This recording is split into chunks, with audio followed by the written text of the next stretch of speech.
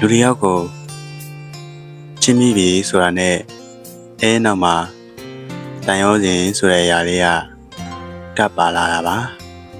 ကပ်ပါလာတဲ့တန်ရောစဉ်လေးကတနေ့တခြားတိုးလာလေသူနဲ့နေရာလေးကိုတူတူသွားကြတာမျိုးအလူလေးတူတူလှုပ်ချင်တာမျိုးဆိုပြီးနောက်ဘဝအထိရေစစ်ပါအောင်ကြိုးစားကြလာကြတယ်ရှေးဘဝအထိရေစစ်ပါကျင်တာမျိုးတွေကအခုဘဝမှာလည်းပြောပြစရာမလိုအောင်သူနဲ့ပဲအတူတူရှိသွားစေချင်တာမျိုးပါ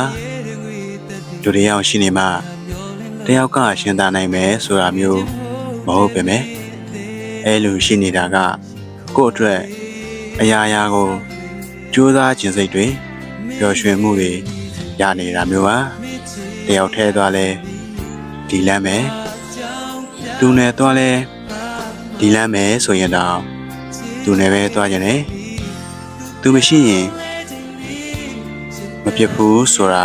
မဟုတ်ပေမဲ့သူမရှိတော့ရင်ဖြစ်မလာမယ့်အရာတွေရှိနေလေရဲ့ကိုယ့်ရဲ့နောက်တစ်နေ့နိုးထရခြင်းအကြောင်းရင်းကသူပဲဖြစ်နေလို့ပါသူနှကောင်းလေးများထက်မှာ